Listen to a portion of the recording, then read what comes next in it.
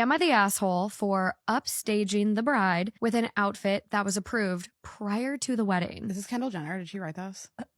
It was my first Western wedding, so I was careful about avoiding cultural gaffe. I'm friends with the groom and asked him for the dress code. It was dressing up to our nines in neutrals and pastels. I have this lovely sari that fit the bill. I sent him a picture and he said it's perfect. 5 months before the wedding, I met the bride with many other of the groom's friends at a bar. I showed her a picture of the sari to ask if it was appropriate. I also told her I'd be happy to buy a new outfit if it wasn't. So whatever she says, we'll go. She said it was delightful and she'd be glad to have some culture added to her wedding pictures. I don't love that comment. The day arrived. Friends stayed in the back for the ceremony, so there weren't many eyes on me. For the reception, the bride changed into a gown that could be described as grayish white. It was the same fabric as my outfit. The majority and outer layer of her gown was still white. Only the embroidery was the same color as my sari, and the underneath fabric had a hint of the same gray as mine, thus making it grayish. The groom, his mother, and our friends complimented me for how nice I looked. The groom's mother especially loved it, as she kept coming up to me to compliment me more. She's half Indian and was brought up in the country. She too had worn a sari for the special day, and seeing someone else in it seemed to be sentimental for her. The bride and her bridesmaids, though, were a different ball game. The bride gave me a stank eye. A bridesmaid tried to spill her drink on me. Another commented if my outfit was going to turn out white in the pictures, we're going to have a problem. When we showed up to get group pictures done, I thoughtlessly ended up standing next to the couple. The bride made moves so that I ended up at the very corner by the time the photographer started clicking. As we stood in a group for the bouquet throwing thingy, the maid of honor asked if I'm going to try to catch it, like I haven't gotten enough attention for the day. On our way back, I asked my friends if my behavior or outfit was inappropriate. They didn't think anything of it, but am I the asshole? Well, she got it pre-approved.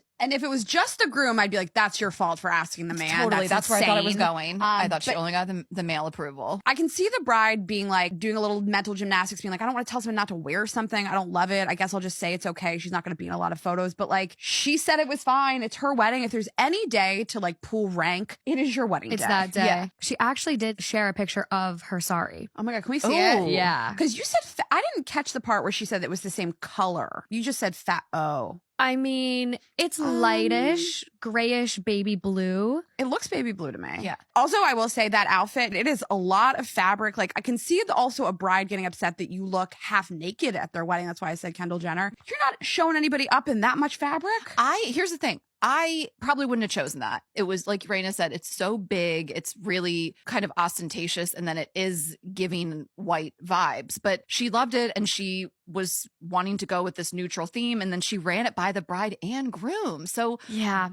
You can't really go. Where can you go from there? I don't know. I have so many issues for this one. And I think that comment was so backhanded. I'd love some culture at my wedding. First of all, ma'am, your mother-in-law now is also Indian. Your mother-in-law was also in a sari. That's Right. why she kept coming up to our writer here and complimenting her. I think it's because of that. I think there's some weird dynamic behind the Ooh. scenes, and OP was just kind of like the one that got the heat because the mother-in-law was so nice to her, complimenting her, took attention away from the bride. You don't think it has anything to do with the color of the outfit? I don't even think that. I think it's kind of this like novelty thing where it's like if it is a Western wedding, you're not used to seeing saris as a part of wedding attire. Like everyone's kind of like fawn and gawk over it. Like I would. Like Indian wedding culture is so beautiful. We love The it. Top, Can't it's get the enough of it. top tier.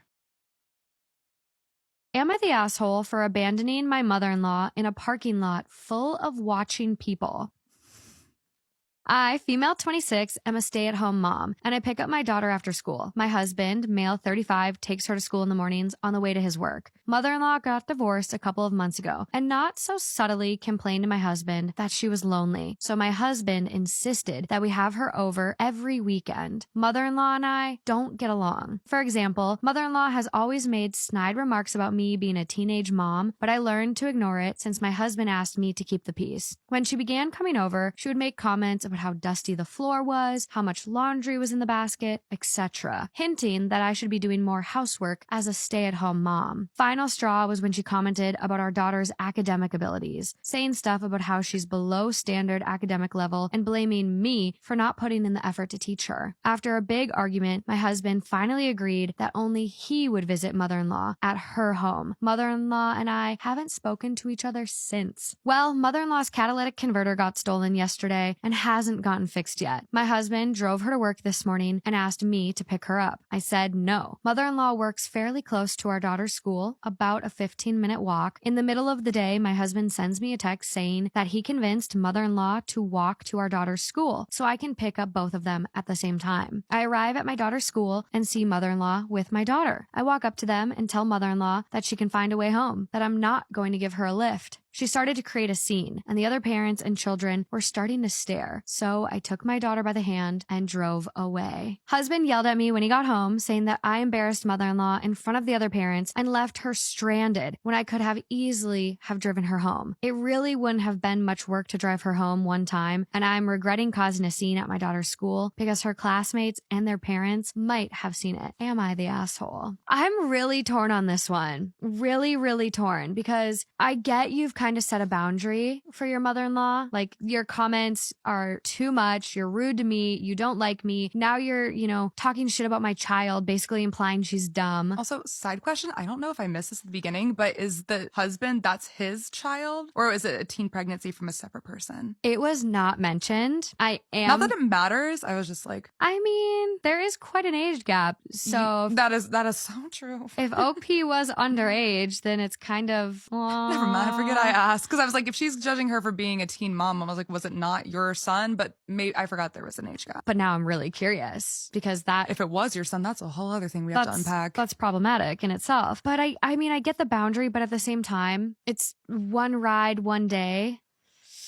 I don't think I would have left her there. I think I would have just been like, okay. Yeah. But as soon as I got home, I would have talked to my husband and be like, I cannot do this. Don't sign me up for it. No. If it happens tomorrow I will leave her there. Yeah, right. Kind of just like a warning. Like, I will let this go today because I'm not going to cause a scene. Yeah. But the scene has been caused. I also don't He know didn't talk like to me. the full emotional like turmoil that the mother-in-law has placed on her. Like, I don't know if she really is just like manipulative and like a monster to her. So I don't know. You definitely do get that I feel like vibe. it takes a certain level of like absolutely saying no to giving you a ride home. It's like, how horrible is she actually, to the point where you're like, I won't even give you a ride, even though you just walk to the school to be given a ride. Yeah. It's a little suspicious. It's a little sus. So we do get into some comments here. Someone did ask, is your husband the biological father? Oh, perfect. He is the biological father. Oh.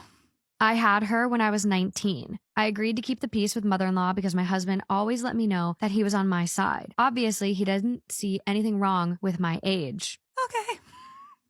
I've heard more horrifying things for sure, but It's not the greatest at age the end gap. of the day, why are you going to judge your daughter-in-law for having a teen pregnancy when it takes two to tango, and that was your son that created the pregnancy? Who I would argue is more irresponsible than the 19, 18-year-old. She's a teenager still. Overall vote on this one was everyone sucks. That makes sense. And yeah. I totally agree. Because I was going to say, like, yeah, you're kind of the asshole for leaving her. Your husband's the asshole for signing you up for it. Just like everyone sucks here. I didn't know that was an option. I picked C. Everyone does. Yep. All the above. Everyone all has assholes. something going on here that I can't get behind. So we do have an update. So the whole reason this one resurfaced recently is because on January 23rd of 2024, there was an update from OP. So it's an update 1 year and 2 months later. I'm ready. Hi, Reddit. Sorry this update took so long, but I just signed the last of the divorce papers and wanted to share with this sub. Okay. Woo! I took the top comments advice and tried to have a conversation with my ex-husband and his mother, but they both just yelled at me and would not listen to anything I said. My ex-husband even went back on his agreement to not invite her over. Apparently, this was my punishment for disobeying him and embarrassing his mother. A punishment. Run. Anyone that tries to punish you, immediately run. No. Okay. For a few months, I stayed with my best friend on the weekends and she convinced me to divorce him. But because I was a stay-at-home mom, I needed a steady source of income. Early 2023, we started a candle making business on Etsy. It was really rough the first few months, but we began to gain traction and I finally told my ex that I wanted a divorce after I felt financially stable. He said no, but I had already worked everything out with my lawyer. After I sent him the papers, he and his mother began harassing me and he said that he would agree to the divorce only if I gave up full custody of my daughter. I'm not sure where you think you get leverage here. Like, come on, Candles. We already got a business. She had a whole plan. What a badass. Long story short, this ended up in us going to court and I now have full custody. I bet. Good job, mama. My best friend is the real hero of this entire story. She let me stay over for free throughout the proceedings and helped me care for my daughter. With the alimony and the money I made from the candle making business, I officially moved in with my best friend and began paying her rent too. I'm currently saving up to buy a place of my own. My daughter and I are really happy right now, and I can't believe that I didn't see how toxic my ex and his mother were for the 7 years we were married. I hope this is enough drama for the rest of my life, and thanks to all the people in my DMs who showed me how toxic my relationship was.